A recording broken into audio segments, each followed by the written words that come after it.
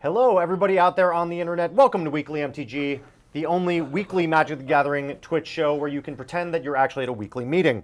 I'm Steve Sanu, here with actually not Blake Rasmussen. Not Blake. I'm Yeah. so sorry. I'm Daniel Ketchum, Senior Franchise Art Director for Magic the Gathering. And Daniel has graciously agreed to step in this week to fulfill some hosting duties, so I'm very happy to have him here.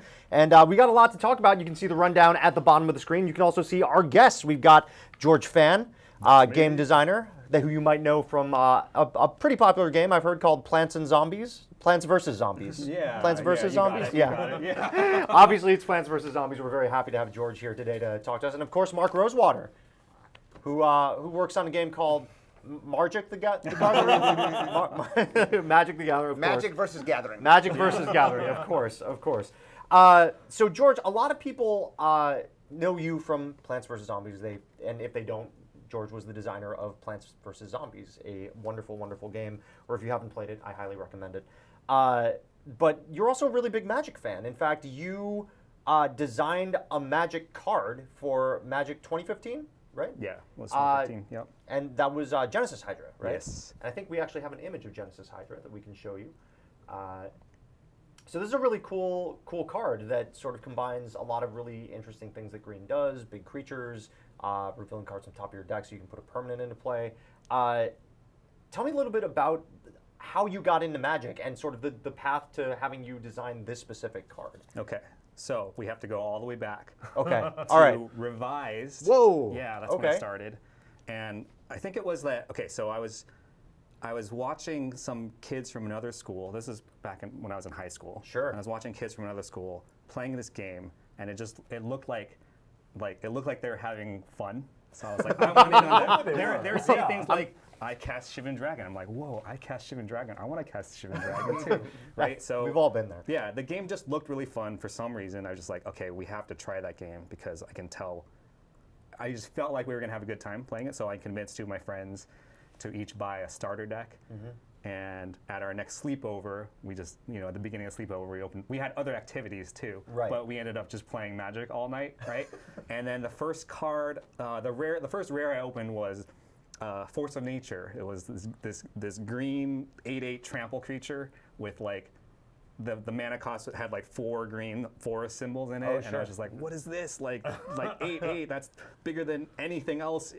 I think they've gotten bigger Magic creatures since then, but yeah, that was the hugest thing you could cast back then. Well, at the time, it was the biggest thing. 8/8 at the time was the biggest thing. So I was instantly drawn to that, and I was like, I have to cast this creature, and that kind of started me on this path of being a green mage through and through. That made me drawn to green from the very beginning, and kind of why later I designed Genesis Hydra as a green card. And so yeah, that was just that's how it started. We instantly got the game just totally drew us in.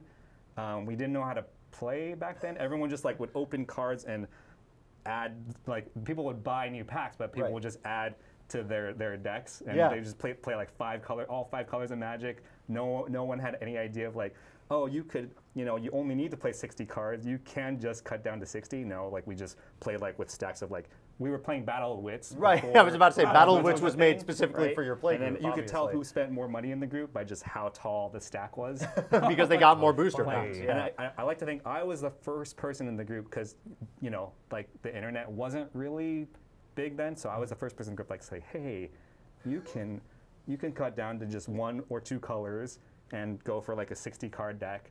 And so it was once I did that, it was an arms race. Everyone else in the group did that too, right? Oh, we got to optimize. Really fun. So, Mark, tell us a little bit. The M15, for those who don't know, was a set where we invited a lot of different game designers to come and design cards. What led to you wanting to have George be involved? Well, basically what happened was the idea came out. I mean, this was not something I directly did, but I think Sean Main, which was somebody who used to work here, Sean actually was the person who was the contact person, and we came up with the idea of it'd be really neat to have outside people that don't normally design Magic. What if we went and had each of them design a Magic card? And so you were one of the first people I think they went to. And we knew George played Magic, and so we reached out to him and said, hey, George, you want to make a Magic card? And I think his answer was... of course. It's like a dream come true. Yeah, it was, yeah. Well, I think one of the coolest things about that initiative, right? Is that if you get the original M15 printings, Yeah. your name is actually on that card. Designed Yeah. by George It says Fan. designed by George Fan. Yeah. As a Magic player since Revised, what was that like for you to see your name on a Magic card that It actually was came in a unreal. booster pack? Yeah, it was like designing a Magic card is something like I never thought would actually happen.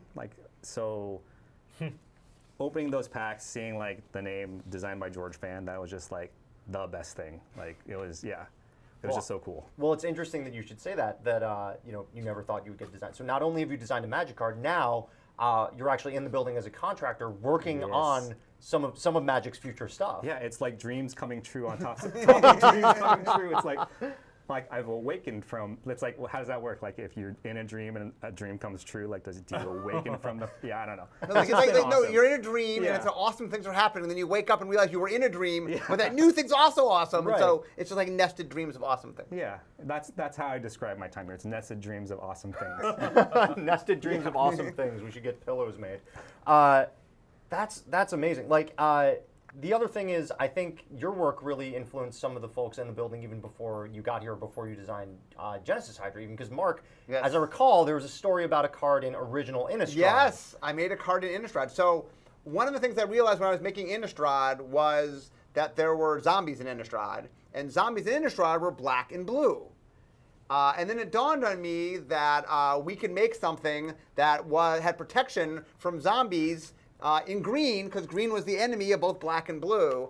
And then I'm like, wait, it could be a plant. We can make a plant that has protection from zombies. And so we made it, and it was very exciting. I remember when I showed it to George. Yeah. Yeah, you were. I instantly went out and found 100 copies of that card. I still have 100 copies of Grave Bramble because I was so tickled by that reference. That was so cool. Yeah. So it was one of the things that just kind of worked out perfectly. In that, one of our favorite things when we do references is things in that it looks like a normal Magic card. You wouldn't necessarily know what it is, but if you know the reference, you get the reference, and those are really fun to do. Yeah, I've always enjoyed looking for references in a lot of the games that I play, but Magic is always that special one where when you see the reference and you get the reference, it's so cool. And I think that's why, for me at least, Magic 2015 was so special to see those designed by cards, right? Like, because it wasn't just George, it was a lot of different. Oh yeah, people a whole bunch of people. Yeah. And that was just so cool. Let's talk a little bit about, as we transition forward, what is it that you are doing here for Wizards for Magic? I mean, I know you can't say too no much. spoilers, no And spoilers. Yeah, we're what not- are you doing here? Yeah, say very specifically to the internet on a live stream show exactly what. No, don't Yeah. do that. But but generally, talk about a little bit about what it is that you're doing here while you're a contractor. So I think we've talked about this. I'm doing like, you guys are letting me do some of like what you think I want to be doing the most, right? And we're mixing that up with like, hey, here's some stuff also which we think you can, your expertise can help us the most too. So I'm trying to do a mix of both, like nested dreams of dreams coming true. That part is like getting to actually design Magic cards. Sure. That's just like, that is the best thing ever. So I am on 3 different design teams, and Each at a different stage, too. that's the cool part. I get to experience like the 3 early design stages. Like, so there's exploratory, that's first. That is, We're doing I'm on that fencing. team with you. Yeah, fencing, we're doing- exploratory. And that mostly involves like, I'm like trying to come up with wild and crazy things because it's explored. That's like when you can do that kind of stuff. And it's like Mark telling me, no, we can't do that because of this. And then like, oh, maybe this shows some promise, that kind of thing, right? And then one of the teams I'm on is a vision design team. Diving vision design. Yeah, that was my first official design. Like I first got here and I was just kind of shadowing Mark, like following him to meetings. And I went to a few design meetings for diving, and I always had to say, people were like, what are you on? I'm like, well, I'm not officially on the design team yet, but I've been going to a lot of diving meetings. Yeah. And that was the first time I could say, like, Mark like officialized it at some point. And it was like, Yeah, we had a yes, team member. I could say, yeah. We had a team member that had to move off the team, and I realized there was an opening, and so I went and said, "Can George be on the team?" They said yes, so I said, "Okay, George, it's official." Nice. Well, I mean, he You was are going to all now- the meetings anyway. So Yeah, it's so- But that was the first time I felt for real. And like I could just say the shorter sentence of, I'm on the design team for diving, which was super cool. And then the last one, there is a set that seemed like very, very cool to me, and I was like, oh man, I really want to work on that. So I kind of like started also going, I started like also like going to every single one of their play tests, right? And then that ended up being Cricket, which I'm doing. I'm on the set design team for, so very like cool. kind of Very like cool. rounds out all like I get to experience all facets of like design at all different phases. So the strategy of being on Magic Design teams is just show up to the meeting so they eventually say, okay, you're on the team. That's you just keep showing up till eventually like they just give up and they say, yep. They're just, You've been here just for on the enough team. meetings. You know enough. But yeah, so George right now, he's on exploratory, he's on a vision design, he's on a set design. That's awesome. Yeah. No play design for George though. No, I don't think I mean, I'm decent at Magic, but I don't think I'm good enough to be on the play design team. Well, the Yeah. important thing is that you are here. You're designing stuff. You're doing what you like, and Yeah. and I personally would love to see what a play design by George fan would look like. In one player or another. The green cards are really good. Yeah. I know. I'll just like subconsciously boost all the green. That's kind of what, yeah. So we've talked a little bit about your Magic beginnings. Let's talk about your game designer beginnings, because Sure. I'm always curious when we talk to people both inside and outside of the building how they get started on the path to becoming a game designer. I'm sure a lot of our viewers are interested in that too. So how did you become a game designer? Like when did you start designing games, and when did you consider yourself to be, in your mind at least, a game designer? Okay, so we can go all the way back. Yeah, let's go all the way back. In the beginning. In the beginning, George,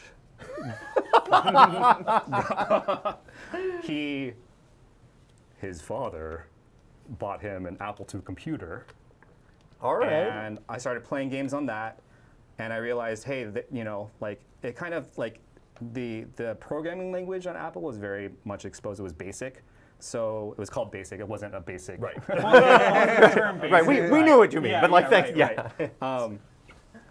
And being a kid and being kind of like naturally like inquisitive, and I just kind of like explored like making little games in BASIC. They were not good at all. What was the first game you made? One of the first ones was this game called George Fans Are You Dumb? Okay. And all it was it would ask you on the screen, are you dumb? If you press no, it would ask you again, are you dumb? And if you hit yes, it would repeat over and over, you are dumb, you are dumb, you are dumb, you are dumb, you are dumb. Yeah, I've advanced pretty far in those early game design. Yeah. So that got me into kind of like, okay, well, here's how you, because I also kind of like, there was this magazine called 321 Contact back then. Oh, yeah, I where remember you could 321 copy Contact, the yeah. code out of the back of the magazine and like kind of learn how like games work, like very, very small games work. So that was that, and then also there was, because I was just, I just loved games ever since I could remember.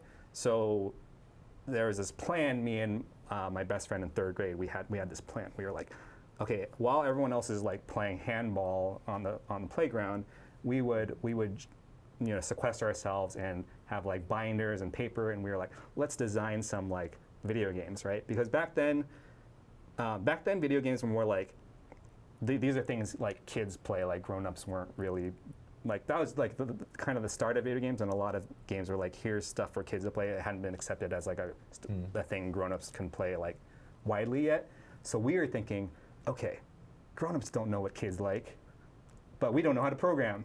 So like for real, right? So Yeah. so let's design games so when we grow up, like let's design games as kids so when we grow up we can use these designs Oh, wow. and make them because we know what kids like. That right? shows a remarkable amount of foresight. Like that's wow. So if I go to your desk right now, will I find like the binder? And And I that's do how have the Plants binders. vs. Zombies Right, came okay. to be. So I don't think my creativity fully. Okay, so my friend, all of the designs were like really creative and awesome. Like there was one where it was called Refrigerator Raid, and it was like you were an ant and you would go into a refrigerator and fight like all the different kinds of food inside the refrigerator, and then the sequel, you were a banana and a strawberry as a 2-player co-op game, and you were fighting against the ant. So it was like they had Wow. some like cool stories to them. Okay. All of mine were like take George's favorite game at the time,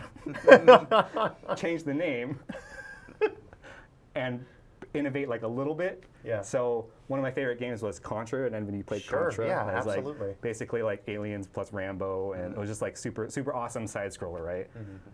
My game was called Massacre, and it just starred these two buff dudes running through the jungle with machine guns, shooting at aliens. Also, so it was pretty much Contra. Sure. Yeah. Except my innovation was you would get locked into a room, okay, and aliens would come jumping at you from all angles, and then it would flash on the screen, massacre zone, massacre zone. Okay, but the awesome thing is like Contra, the series didn't start off very silly. Right. It got more silly as time went on, to the point. Okay, so in my level designs for Massacre, I had this stage where you're going through the desert and you would ride on these robot camels, which is kind of outrageous, right? Robot camels sounds really great. Actually, that sounds awesome. We've gotten to the point in Contra where Contra has robot camels. Well, you were just So, ahead yeah. of your time then. Yeah, I know. That's really what it was. Like I said, I was Yeah. making these designs and saving them for Yeah. a later point. So then that was like very early on, and then I grew up, and I had a college degree in one of the three things my parents would deem acceptable, which is computer science, right? Sure, yeah. That's legitimate for my parents, and but going into it, I didn't realize so I started off college as a pre-med, and I had no idea. I thought computer science was more like, I was so naive. Like I thought computer science was more like, here, do electrical engineering, like mess with like microchips and stuff. I didn't realize computer science, like programming, is just what I was doing back when I was a kid with like messing around with BASIC, right? It was more complicated. George fans, you are dumb. Yeah. And so it took me basically failing my organic chemistry class and having to like reconsider what I'm doing, because that was one of the other paths. Like the three things were acceptable is like to be a doctor or to be a programmer or and to be a lawyer. I think those are the three things my parents would have been okay with. And I failed being a doctor, so I was like, what else can I do? And I was like, oh wait, programming is like something I like doing anyway. So the last half of college was me like getting a computer science degree.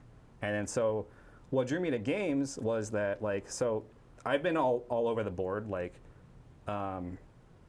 When I was a kid, if you'd ask me what I wanted to do, I'd say I wanted to be an artist. So I spent a lot of time drawing when I was a kid. At some point I wanted to be a musician, I thought. And and then games is a way for me to kind of combine all these things I love and to be able to kind of have the skills matter in each. Starting out in the games industry, I was actually a programmer. But I got to do a little bit of art, a little bit of music here and there. And then when I transitioned to becoming a designer was just when it was another thing of George, you're not that good of a programmer, but you can design pretty well. So it's just a matter of finding what you're good at, right? So that's kind of how I just this weird path of ending up as the designer. I mostly just focus on design nowadays. So So you we're gonna obviously Plants vs Zombies is probably your most well-known game. But I discovered your work when we talked about this previously on a little game called Insaniquarium. Yes, that little game. The whole concept of this game, I love this game. Is you're feeding fish. That's basically the game, right? Yeah, you feed fish, you fight aliens, and then the fish in this game poop money. So that's all you have to know. That's all you have to know. Yeah. So you were PopCap, Insaniquarium, then Plants vs Zombies, which became sort of a runaway success. Yes. I don't think I could have ever predicted how crazy big it was going to become. I think if you think that any of your games are going to be that big, it's just I don't know. You can't, right? It's just unfathomable. Right. So while we were making it, it was even the people at PopCap, they're like, what is this game, right? Like, it's so weird. It's a weird game, but it was even weirder for like what PopCap was doing at the time. Like, what is this game with, like, why are zombies fighting plants, right? That seems so random. And it was more like, because PopCap's really known for their casual stuff. It was more hardcore than any, like, it's not a hardcore game, but it's like leans toward that side more than any PopCap game before it. It was a level above sort of what they were doing at the time. Yeah. So I think it was a surprise to everyone in PopCap, like how well that game did. I always think it's really like obviously, Mark, you Grave Bramble modeled after the Plants and Plants vs Zombies, but I think it's interesting that people were thinking like, who is this? Like, why are plants fighting zombies when in Magic that happens literally every day? It's like, why is a merfolk driving a car while holding a sword and attacking a magical being that is an ally to your opponent on the battlefield? Why is that happening? And it's just like, no, it's a game. That's why, right? And before that, I remember before Grave Bramble, I remember really liking the Golgari guild because they had literal, like, I think Shambling Shell was one. Yeah. Like the creature type plant zombie, I think. Yeah. Oh, right, yeah. We were talking, George and I were talking about the conflicts of the colors, and it dawned on us that the black-green conflict is plants versus zombies. I raised my hand and I'm like, I have a suggestion. And then, so you did Plants vs. Zombies, very, very successful. And you also did Octogeddon, too, right? Yeah, that came about. I started doing game jams, and one of them I did was Ludum Dare. That's a 48-hour game jam where one person has to make a complete game in 48 hours. And it appealed to me because remember how I was saying I like to do like the art and music too. So that would make, like, in 48 hours, one person has to do the art, the music, the programming, and the design for a game. Right? Does that sound as hard as it is? That actually as hard as it sounds? So making a game takes many people many years. Yeah. So coming up, it's like, I mean, like other. So for instance, the equivalent of, like, they have game jams for like music kind of things. The equivalent of that would be coming up with a piece of music in 30 minutes, like, or an hour. They would give you that. Wow. So a game in 48 hours is, yes, like that is like, you have to keep the scope really small, obviously. Your game's not going to be super polished. You just have to come up with like the nugget of what's fun. So the way they keep you honest is they give you a theme at the beginning of the jam. And the theme we got for that one was evolution. So I don't know why I just instantly thought of, okay, I want to make a game where you start off with just a few of something and then you keep adding more and more to that. And I just came up with the idea, I don't know why my brain thinks this way, of an octopus with 2 tentacles. And the upgrade track is you evolve like more and more tentacles. So you go from 2 to 3 to all the way up to 8, and that's like the full octopus, right?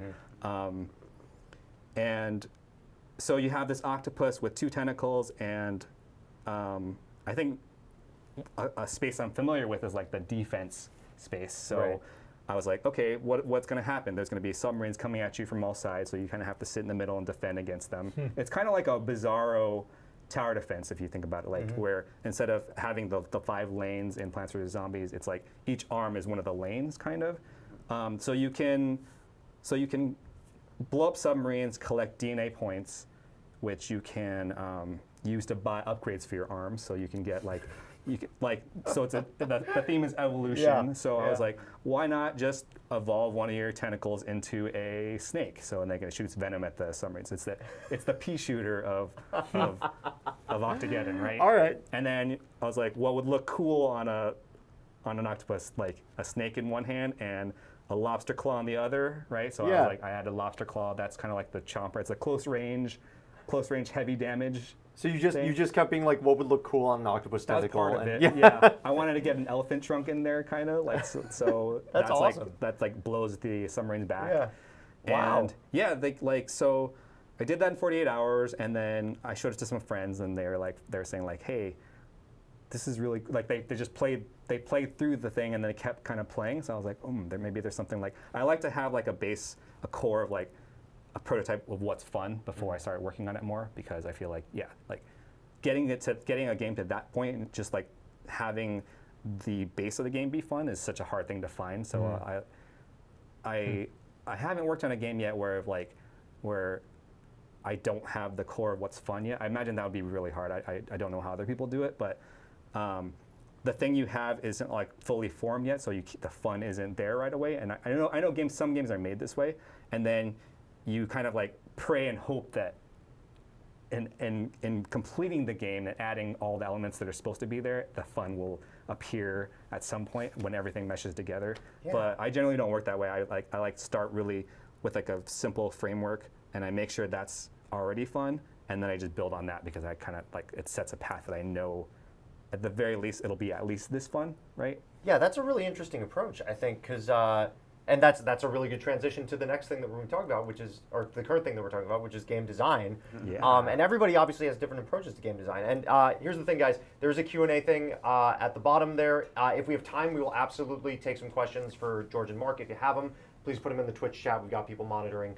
But talking about game design specifically and approaches to that, George, you just told us sort of what your approach is. You start with that nugget of fun and you expand out, which is That's really a great cool. deal. Yeah, start with the fun. Yeah, Yeah. makes sense. Mark, in your experience as a Magic designer, has that also been sort of where you start out with? Well, I mean, I'm in a different. My job is to take a game that's already fun and make new versions of it. So like, I don't have to make the fun of Magic is pretty baked into Magic. So I mean, I'm always trying to figure out how to make it different. So there's a different set of skills of take the same game and make variations of it versus make a brand new game. So like in some ways, George and I work in very different areas where like I'm like, okay, it's time to make the 100th version of Magic. Why is it different this time? Yeah, And how do you keep it? Yeah, how do you keep it fresh? And yeah. like, so a lot of what Magic's about is, look, the core, it's not like Magic's not fun. The core of Magic is really, really fun. It's just, how can we layer stuff on top of it? How can we do something that's a new twist on things? So it's a little bit different. I agree with George that when you start with a brand new game, like you want the fun front and center. When you're building on a game that already kind of has the fun baked in, you start focusing on some other stuff. So when I start a game, or expansion, for example, it's like, well, what makes this expansion unique? Why is this thing not just something we've seen before? Sure. So that's different. Yeah, Yeah. I mean, I think not only is that different, I think it's cool that Magic already has that nugget of fun. So when you came into the building, it was like, oh, I already know this game is fun. Now all I have to do are like the other things that I would normally do. Yeah. Magic is like one of the most fun games I've ever played, and so like getting to build on top of that in some sense it feels like, wow, what can I even do to make this game like better? It's almost like, wow, I don't really know where to go because there's almost no, like, Magic is already such a great game, so it's like really kind of, it's been more challenging than I expected to kind of find like new things that are like just as good as what's been done before, but just feel fresh too. And the other thing that George is experiencing this is, like, George will come up with an idea and like, oh yeah, 6 years ago we did that. Or, you know, like, oh yeah, no, we tried that 9 years ago on this set, and we, you know. It all seems fresh to me, but it's like, oh, you guys have already done that, and you already know how that ended up. So yeah. Talking a little bit more generally, what do you look for, or what do you consider when you're designing a good video game versus a good tabletop game? Like, what principles are similar? What principles are different? What do you look for when you consume it? That sort of thing. Yeah. So so a key difference is like in tabletop versus video game. In tabletop, every time you have to add any like bookkeeping kind of things, like you have to be very careful about that, right? You can't go overboard in that. You have a lot more leniency when you're doing video games because the computer like keeps track of everything for you, and so something that I've been like Magic, because it's played as a tabletop game or like a card game in front of like a real game in front of people, like you kind of have to make sure you're not overdoing like the bookkeeping aspect of it. Sure.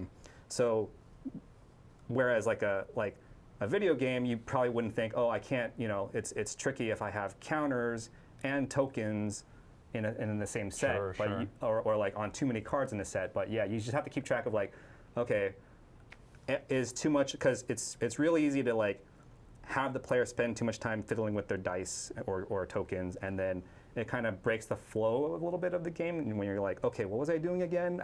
You start before you attack. You're like, let me cast a bunch of things, and you're like, hey, what was my attack going to be again? Because you want to keep that flow going. Whereas in like video games, you have to worry about that a lot less. In video games, it's really hard to make a tabletop game that has to do with like twitch reflex kind of stuff. So like any video game with action, it's hard to translate to like a board game, right? Strategy is like a lot easier to do, but anything that requires like reflexes or like, okay, if you don't do this before a certain time, or like a lot of platforming kind of concepts don't translate over. Something I found that tabletop games can do is like the social element is a lot easier to come by.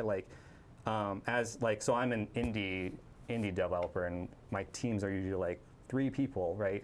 So yes, there are multiplayer game experiences, but usually that's why a lot of indie games are usually more single player experiences, because once you go multiplayer, you have to build you just need a bigger team usually, and you need to build that back end and everything. And even then, it's like a lot of it's so easy to design like a tabletop game with that incorporates a cool social experience, banter, trying to decide with your teammates what you're gonna do, or having moments where you're all laughing around the table because something funny happened in the game, whereas that is a lot harder to do in video games, at least in the indie space for sure.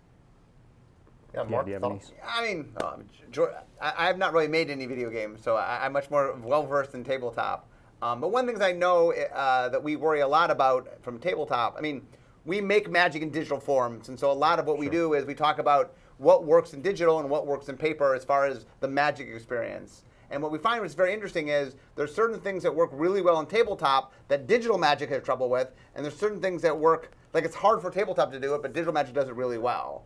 And so for us, there's a delicate balance because magic has to exist in both worlds. Right. And so we can't make it so tabletop friendly that it's not video friendly. We can't make it too video focused that it's not tabletop friendly. So there's a gentle balance we have to reach there. That was a surprise to me. I heard people say that's not going to work very well in digital. I was like, oh yeah, I hadn't even thought of it that way. So an example is something with that could trigger on all different creatures or something like that, and you have to basically go through all creatures or anything whereas in tabletop you would just instantly you wouldn't even bring up all those prompts, right? That's an example of something. One of the things we talk about is how many clicks something is. Yeah. Oh, sure. Sometimes we'll make an effect, we'll go, oh, that's 4 clicks. Yeah. Which is, I mean, on a video game, that's a lot of clicks. Yeah. Because one of the things that's interesting on a tabletop is humans are really good at certain things and not great at others, and computers are really good at some things. Sure. And so there's things that computers are great at that humans aren't good at, and that's better for video. But there's things that humans are really good at that computers aren't particularly strong at. The computer has to be very logical. So humans will just jump over things that don't make sense. And so we can do things in tabletop where oh no, they'll get the gist of it, it's okay. But once you apply it to, once you have to spell it out and have clicks, it just becomes so complicated. So it's really weird how some things are easier in tabletop, some things are easier in video. They're just different kinds of things. Yeah, I hadn't even considered it going the other way. Yeah, that's really neat. So you've both been doing this for a long time as your career, designing games, which is really cool. How do you feel like game design has changed in the last 20 years? Well, here's the first big thing is, I'm a little older than George. When I was a kid, you didn't tell people you played games. It was kind of something that you and your fellow game players knew that you played. But I mean, socially, it wasn't, you weren't proud of your game playing. It was kind of it wasn't something where game playing was seen as this tiny niche thing. And flash forward to now, we're I'm a gamer, loud and proud. Everybody, there's a stat I saw where they asked boys and girls, age, I think it was 12 to 18, have you played a game in the last 30 days? Of the boys, 99% said they had. And of the girls, 94% said they had. Wow. And so the point is everybody plays games. I mean, some of it's on the phone, whatever. I mean, there's different ways to play. But it's not is playing games this odd niche thing. Everybody plays games. There are different kinds of games, but I mean, everybody plays games. And that's one of the biggest differences is you can just, I play games. You can be proud of playing games. It's not, that's such a different world. Where like, if you go way back when, it was sort of like something you did, but you didn't do it in public, or it wasn't something that you didn't like announce, hey, glad to meet you, I'm a gamer. That wasn't something you tended to do. So that to me is one of the biggest differences. The other major difference is technology. Sure. You know what I'm saying? Sure. Like George was saying earlier about how when he started playing, like the internet wasn't really a thing. Yep. Like when Magic started, like I remember when I traveled from Los Angeles to San Francisco, and in San Francisco, there were cards that they wanted to trade for that no one wanted in LA, but they really wanted them in San Francisco because the metagame in San Francisco was just different. And the idea, like, why would you want that card? Because the internet wasn't really a thing yet, and so they was very like localized. But now I make a deck people like. Somebody in Singapore can see it and play it. You know what I'm saying? Like it's so universal, and I think the technology and the communications has had a huge impact on how games work. In terms of design, does that present a little bit more of a challenge, knowing that there's so much shared information now that people could very much figure out exactly how to like crowdsource how to best play the game or how to best conquer a level? Has that caused any frustration, or has it just been another welcome challenge to continue to up your game? I can think of an example that does show like, okay, here's a sign of the times, how things have changed. So in Diablo 2 to 3, they changed how the skill system kind of worked. Mm-hmm. Where in Diablo 2, like once you allocated one of your skills, it's just like permanent. You can't undo it.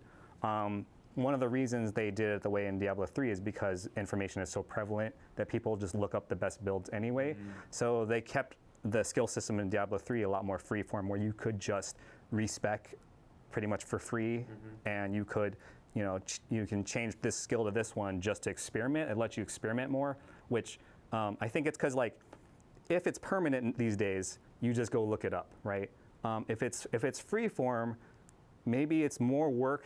Like maybe there's some fun in experimenting. Maybe it's more work to like, tab out of your game to go to like look up the best build. Or there's some people that might enjoy like, I want to find out the best build on my own, right? And that's just like, that is an example of like something that's a sign of the times. Like mm-hmm. that design changed from one. I think there were like 10 years between mm-hmm. between Diablo 2 and Diablo 3, and so yeah, that's an example of like, here is how one aspect of design has changed since information became a lot more like distributed between everything. So another real famous example. So the original Minecraft, the very first Minecraft, when you played, even the concept that there were recipes, like you had to figure that out. It wasn't something that was a known thing. You know what I'm saying? And the idea, like now, it's like, oh well, let me tell you the recipes. But like I remember Ken Nagel actually play. I mean, he was playing Minecraft like the first month it came out, and he was describing stuff to us. And he was like trying to learn things as he played because it had never happened before. Like, oh, I did this, and all of a sudden this happened, and like I didn't even know you could do that, and that like the idea of the discovery, which was just possible. Like even Minecraft's what, 10 years ago, 15 years ago? I mean, not even that long ago, and like it just you could explore, and now it's like you would look it up 2 seconds later. There's no, well, we might as well tell you the recipes because that's not, the discovery of them is not going to be part of the game. Sure. And so that is a huge difference. Yeah, in Minecraft, like I remember also if you played in those first months, you had people would direct you to this YouTube video mm-hmm. telling you, here's how you survived the first night in Minecraft. And mm-hmm. I think if that video didn't exist, there'd be a lot fewer people playing Minecraft. So like that's another example of like, okay, like the internet makes. Well, I think maybe they were thinking like on one hand they wanted people to do the discovery, but mm-hmm. it was so like what do you have to do first? You have to use your hand to punch a tree. Like, that's not very like intuitive, right? So that's something that requires you to like watch a video. The video tells you, oh, press, go up to a tree and punch it to get wood from it. So like maybe because the people who made Minecraft knew like the internet would just spread information like this. That's how it could exist. Like mm-hmm. that's how they could get away with not including something that is openly taught the player how to start the game. Sure. Right. So yeah. Well, yeah, that's a lot of and like design is you guys work on some great design, and we have another different kind of design that we want to show off today. Oh, segue. Check out that segue. Look at that segue. Yeah, we have some really cool things. I'm sure people noticed here on the table that we've got a little play space set up, and we're showing off some minis from our friends at WizKids, the Creature Forge miniature line. And these are some pretty cool creature miniatures based off of the creature tokens of Magic, right, Daniel? Indeed. So the things that the ones that we're showing off today, we have 3 new ones and 2 ones that have already been seen. So in the upper part of the screen there, you can see the soldier token, which has already been seen. That's based off of the Scars of Mirrodin soldier token. So Mark can point to it. There we go. Yep. And then in the center there, we've got goblin tokens. Those are based on the Shards of Alara Jund goblins. And then at the very bottom, we have zombies, which are based off the creature token from Amonkhet. So yeah. So and then you can see we're slowly panning over to you can see on the side of the screen there we've got sapperling tokens. Those first showed up. What sound does a sapperling make? That I don't know. You're the plant expert here, George. What do plants It's the make? sound of a sapperling falling in the forest. If nobody's around here. No one's around. Yeah. So yeah, these are all made by WizKids, and they're going to be coming out in September in randomized packs, and there will be 28 figures in total. So many. Which is a lot of figures in total. $3.49 of MSRP, and those will be available, like I said, in September. And you should inquire at your local game store to see if they're gonna be available in your area. So, Daniel, you work on the franchise team. I do. And this is a project that's very much in the franchise team's purview, right? Yeah, because the franchise team, we're primarily concerned with efforts of expanding Magic beyond the card frame, and this certainly qualifies. So the thing is, it's difficult to see on the shots we have. We're getting up as close as we can without really getting in and out of focus. But the detail on these figures is actually pretty amazing. I am so pleased with how they turned out. Yeah, Matt Danner and I have been working with WizKids to figure out exactly what would be the best art to translate into tiny little figures. I didn't realize they were so small. Right. Yeah. But because we always talked about like how the size. Oops, did I just pull this out of frame? No, you're fine. How big these would be, but I'm shocked at how tiny they are, yet how detailed they are. I think they did a really nice job transferring all the detail from the art into these sculpts. So it's really tough to see on camera, but when everybody out there, if they do pick them up and you actually pick them up and look at them, the level of detail on the paint, we were saying before the show, is just amazing. If you get this goblin token, for example, you can see that there's a little. I'm going to see if I can get my hand in frame a little bit here. You can see this skull that he wears as a hat.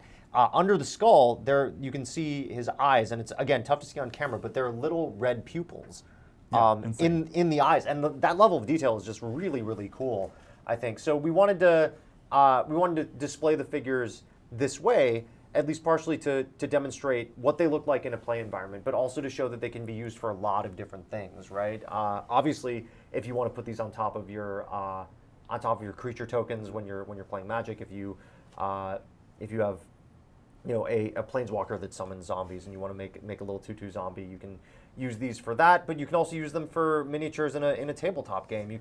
They would look very good just as on your desk if you wanted to show off your Magic fandom that way. We put some care into making sure. I don't know if the Alara goblin or whatever is the most iconic goblin, but one of the things we were careful about is knowing that they would be small. Is making sure that the different art that we picked would yield very different silhouettes, so that at size or on a table, when you got a whole bunch of different characters, you could easily parse them and keep them and tell them apart just at a glance. And so I'm really pleased that was the case and that they came out this way. Yeah, and to be clear, some of us have at least I only saw these for the first time this week as they came in for the show.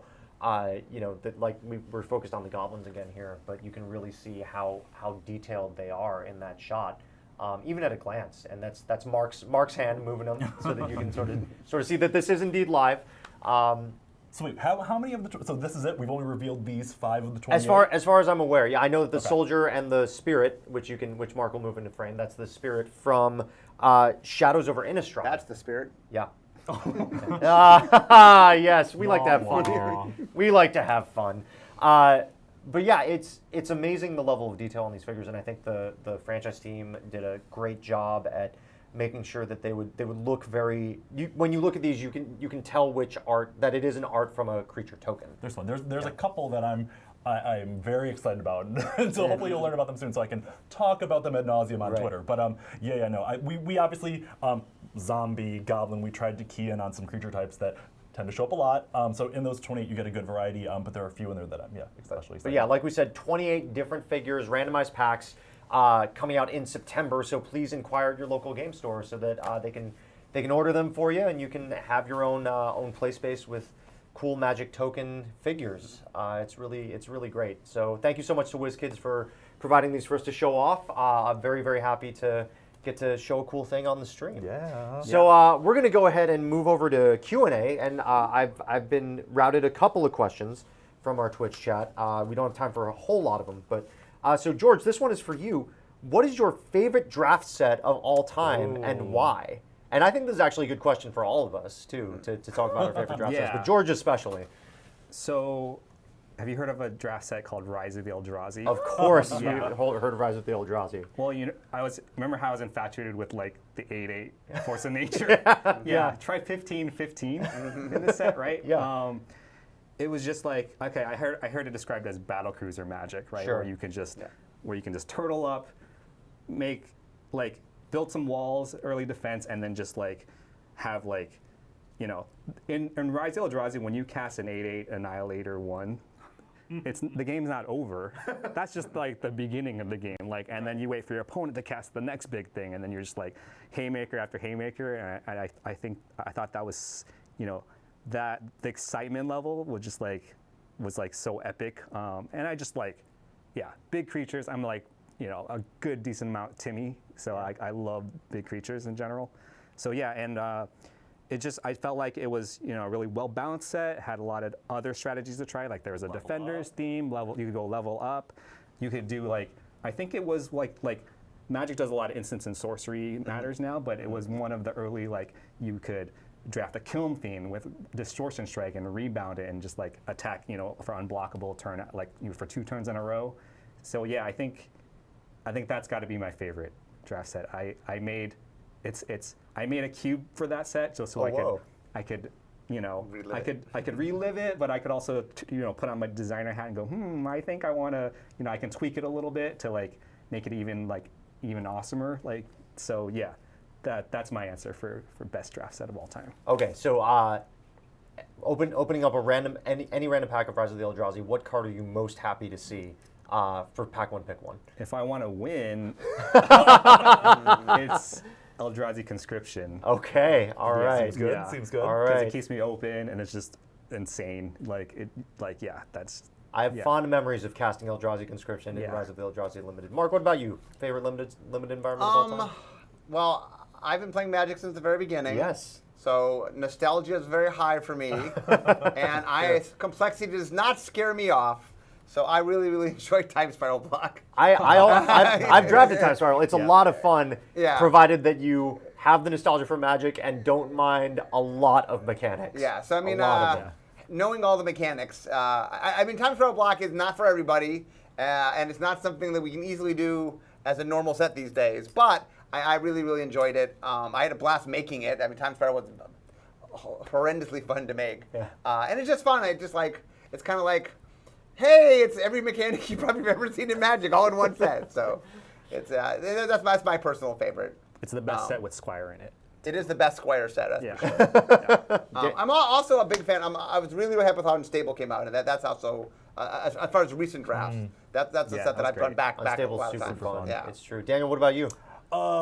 Cons of Dark Year. All Triple right. cons all the way. All right. I remember, I went to every pre-release. I always made a point to make sure to clear my calendar through releases, and I was the most excited for cons, and that's just over and over delivered. I was probably at my gaming store every Friday night to draft for that set. Wow. Yeah. Mine's a little bit of weird. It's Shards of Alara block draft. So Shards of Alara, Conflux, Alara Reborn. For one reason, the card Wall of Denial exists in Alara Reborn. Wall of Denial is one of my favorite Magic cards of all time, because there would always be that one draft of Shards of Alara block where I would get 2 Wall of Denials.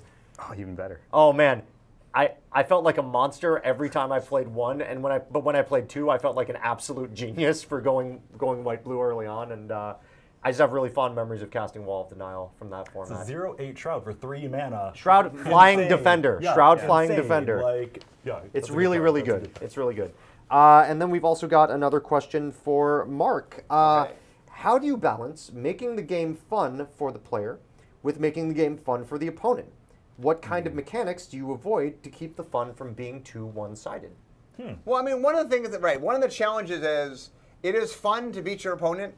And so one of the things you got to be careful of is there's certain things that it's fun to do that's not that much fun to have done against you. Right. And so one of the things we test all the way through the process is not just were you having fun playing your deck, but were you having fun playing against the other person? And there's a lot of little tiny things we do. There's certain effects. Like one of the things we've learned is things that keep the opponent from playing the game aren't that much fun. So counter spells and stone rains and hand denial, things that we want in the game, but we want to be careful that there's not so much that can build a deck of nothing but them and you just can't do anything. And so it's a gentle balance. It's something you want to work. But I mean, when we do testing, when we do drafts, people make notes. One of the things we ask is talk about not just what you enjoyed playing, but what you thought about things being played against you. And that's something we always monitor. I want to sort of extend a different version of this question to George, because working in video games, how do you keep things challenging against a non-human opponent while still making sure that it's fun to play against a non-human opponent? So that's where a whole can of worms. So fun about in games is a lot of times about keeping the challenge level within a certain band, right? Yeah. But you don't know exactly how good at this game your player is going to be. It could be like a whole range of skill levels, right? So a lot of video game makers use is kind of this dynamic difficulty adjustment tools where if you're the better you're doing at the game kind of scales up the difficulty to match your skill level. And I think you have to be really careful when doing this kind of stuff too, because if I can ever play a video game knowing okay, if I ever know that the game is very blatantly skilling up to match my skill, then I can just stay at a lower perceived skill level and beat the game quicker that way. So that's where you have to kind of keep it behind the scenes. I imagine there's a lot of instances of dynamic game design that are just never told to the public. One of the cool, this past GDC, I went to a talk where they kind of a lot of game designers divulged a bunch of their secrets, and I'm like, whoa, this is but these are for games that have been out for a long time already. But right. I just thought, this is all really cool stuff. You learned. In BioShock, to make it seem more exciting, the enemy will come and shoot at you, but the first shot always misses, right? Interesting. So it seems like they're engaging you right away, but it ups the excitement level without actually making the game more difficult. Interesting. Right? So I bet there's a ton of those things that have just never seen the light of day, because I think if players know this kind of stuff, it's just it feels really cheap. It feels really you can kind of game the system a lot of times if you know too much too. Another technique that video games use that I think is interesting is the rating things, where you do a level and you can get 1, 2, or 3 stars. Yeah, I like and so that. the idea is Sure. for the lower players, well, I just did it. I don't. But the more experienced players, well, no, I got to do it and get the 3 stars. So it sort of lets people set their own limit for what they want, and it makes. I think it's a cool thing they do in video games to sort of let people kind of self-set their own levels. Yeah, when you go for all 3 stars at once and you fail, you only have yourself to blame. So. You have more replay value too. You can exactly. be experiencing the content. Yeah. So I think we've got time for one more question, and it's actually a pretty good one to end on. Looking to the future of Magic, is there anything exciting that comes to mind for you, whether it be new advancements in technology or things that we can, things that we can do today that we couldn't do 10 plus years ago? Well, let me say this. So when George first came, I had to basically say, okay, George, here's the next 2 years worth of Magic. Right. I'll sit you down. So is there exciting stuff coming in the next 2 years of Magic? I felt like one of the kids visiting Willy Wonka's chocolate factory. It's because every time the spoilers posted, I was I'd just be like, oh my God, it's like Christmas, right? I get to read all these cards. So I read 8 sets worth of cards in Yes, like yes. first. Yeah. Yeah. So, there's some awesome stuff coming. I mean, yeah. No, you can't. He's not going to say anything. Can't say anything. I mean, one of the things we're always looking at is how to improve things, how to up things, not just design-wise, but the whole package and how technology and like, I'm not allowed to say what we're doing, but like 2 years from now, when you look back and you're like, okay, you're gonna like, oh my goodness, a lot happened in the last 2 years. So Absolutely. there's a lot of exciting things coming. I can't tell you the details, but there's a lot of really exciting things and stuff that I don't think people like. From places they're not going to expect it. We're definitely throwing surprises from all sorts of places. So anyway. Yeah, to go back to the earlier point about design, though, I think that's the testament of why Magic is what it is. Because like 25 years in, we can still say, hey, in the next 2 years, there's so much exciting stuff and so many new developments that are still coming down the pipeline. It's pretty amazing. So I love that every time we have Mark on and any designer from R&D, that there's just always this big attitude of excitement for the future and things that are coming down the line, and how we can't wait to see what our players think about some of the stuff that we're doing now that they're not going to see for 2 years. Right. Right, So when I it's- hand off a set, it's 2 years before the public sees it.